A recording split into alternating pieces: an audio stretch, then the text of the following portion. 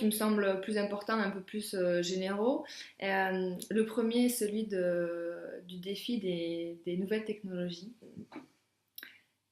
Les délinquants s'adaptent beaucoup plus vite aux facilités qu'offre la société pour commettre des infractions que les autorités judiciaires. Et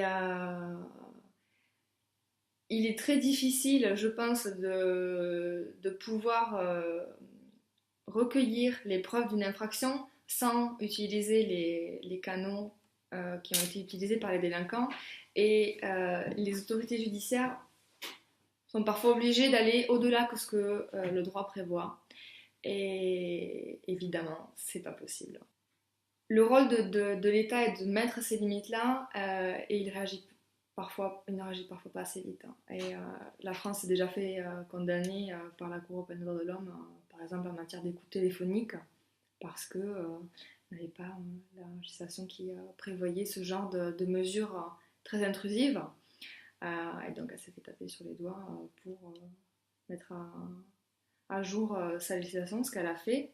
Et pour moi, c'est un des problèmes qui se posent avec ces nouvelles technologies. Et je ne l'ai pas vraiment abordé dans ma thèse, mais tout ce qui concerne les preuves qui sont sur les réseaux sociaux, les perquisitions de mails, toutes ces données sont des masses énormes qui sont appréhendées par les autorités judiciaires, qu'elles mettent un temps fou à traiter, qu'elles trient seules, qu'elles définissent seules ce qui est important ou pas. Mais elles ont quand même accès à la totalité des données qui ont été appréhendées. Et ce sont pour moi des véritables problèmes. J'avoue que à part prévoir et encadrer les mesures qui permettent aux autorités judiciaires de saisir ou d'utiliser tel moyen pour obtenir des preuves, j'avoue que je vois mal comment aujourd'hui il est possible de canaliser ces données et comment appréhender la question des nouvelles technologies dans la matière pénale. Le deuxième défi qui se présente pour moi, c'est celui évidemment de la protection des droits fondamentaux dans le cadre d'une enquête répressive. On le voit aujourd'hui, les autorités judiciaires ont de plus en plus de pouvoir, empiètent de plus en plus sur les droits fondamentaux des individus, sur le droit au respect de la vie privée, sur le droit à la liberté d'aller et venir, et permettre et assurer le respect des droits fondamentaux dans le cadre de la procédure pénale et dans le cadre du recueil de la preuve est essentiel. Il est impossible d'arriver à une procédure juste, à une sanction qui est comprise, qui est mesurée, proportionnée, sans avoir une procédure irréprochable. Ça n'a aucun intérêt de permettre un garde à vue sans avocat pour que le suspect raconte n'importe quoi, qu'il ne puisse pas être conseillé et qu'au final on se rende compte qu'il n'avait pas fait ça ou qu'il a avoué plus que ce qu'il aurait voulu raconter. C'est une perte de temps, c'est un coût pour la justice. Et au final, il y a un sentiment, je pense, d'injustice qui grandit aussi auprès des citoyens qui peuvent être confrontés à ce genre de mesures. Je pense que l'efficacité de la procédure pénale ne passe pas par la sévérité, mais par, au contraire, la rigueur dans le respect des limites qui ont été imposées par rapport à cette protection des droits fondamentaux.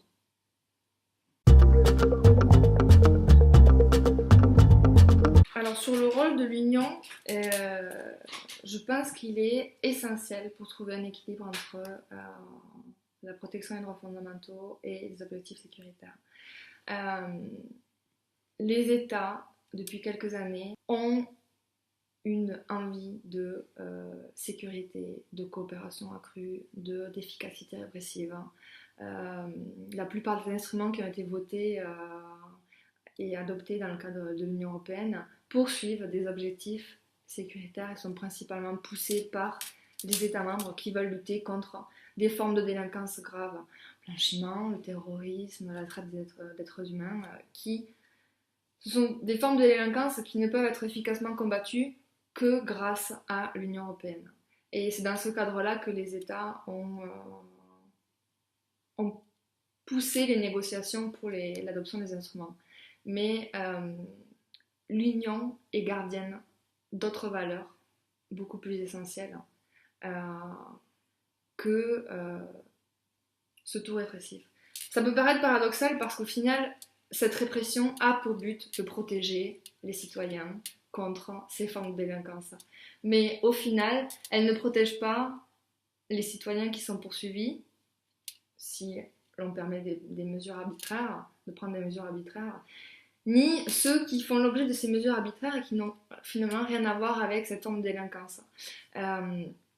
L'Union est là pour être le garde-fou et protéger ses droits fondamentaux. Et il y a une dynamique très intéressante et qui a été essentielle et indispensable ces dernières années, qui est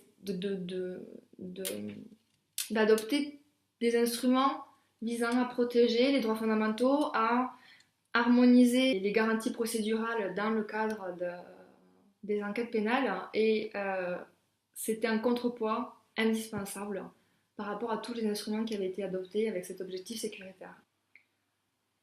Je pense vraiment que l'Union a contribué à améliorer la condition de la personne poursuivie en lui permettant d'exercer peut-être ses droits plus sereinement.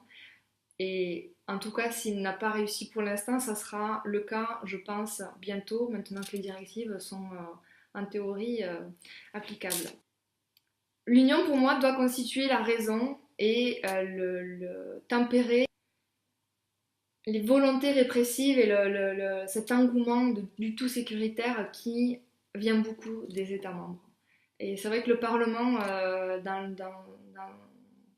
dans la rédaction de ces instruments, a un rôle essentiel. Et c'est vrai que quand on regarde les travaux parlementaires, on se rend compte vraiment que le Parlement joue un contrepoids dans la protection des droits fondamentaux et un rôle essentiel. Dans cette recherche d'équilibre qui est, à mon avis, qui doit, à mon avis, être assurée par l'Union européenne, plusieurs institutions ou agences, organes peuvent rentrer, peuvent vraiment jouer, avoir un poids important. Et pour moi, c'est vraiment le rôle, le cas de la Cour de justice de l'Union européenne. Et quand j'ai écrit ma thèse et que j'ai fini ma thèse, ce n'était pas du tout ce que je pensais. J'ai vraiment sous-estimé le rôle que pouvait avoir la Cour dans cette protection des droits fondamentaux au plus bas niveau, en fait, au niveau national, au niveau de l'action des autorités judiciaires, des policiers, des officiers dans le cadre des mesures. Et au final, après avoir fini ma thèse, avoir commencé mon stage à la Cour de justice et même au final en étant dans la pratique, je me rends compte que c'est pas du tout le cas, que la Cour a un rôle à jouer, qu'il est très important. La multiplication d'instruments en matière pénale lui donne l'occasion de s'exprimer sur cette protection des droits fondamentaux en matière répressive. Et elle va, pour moi, jouer un véritable rôle de gardien de ces droits fondamentaux. Parce que maintenant, elle le peut, et peut-être aussi parce que elle le doit à cause des défaillances au niveau national. On le voit bien, hein, de toute façon. La jurisprudence commence à s'étoffer en matière pénale et en matière de droits fondamentaux, et tant mieux, et c'est génial. Et d'autres institutions et d'autres agences plutôt, peuvent avoir un rôle à jouer, mais là, peut-être pas dans le cadre de la protection des droits fondamentaux, mais dans le cadre de la répression judiciaire et de la coopération entre les autorités judiciaires, pour faire que tout se passe bien, tout soit fluide, que qu'il n'y ait pas de violation majeure des règles de coopération judiciaire ou des règles nationales, pour que les autorités puissent se coordonner tout en respectant les règles auxquelles elles sont soumises. Dans le cadre justement, dans le cadre de la répression transfrontière de la fraude à la TVA, on voit que Europol et Eurojust jouent un rôle actif dans ce qui concerne la coordination des équipes pour permettre des interventions simultanées sur le territoire de plusieurs États membres. Et là, je ne peux pas dire à quel point les procédures ont été respectées, mais en tout cas, ça reste un succès au niveau répressif.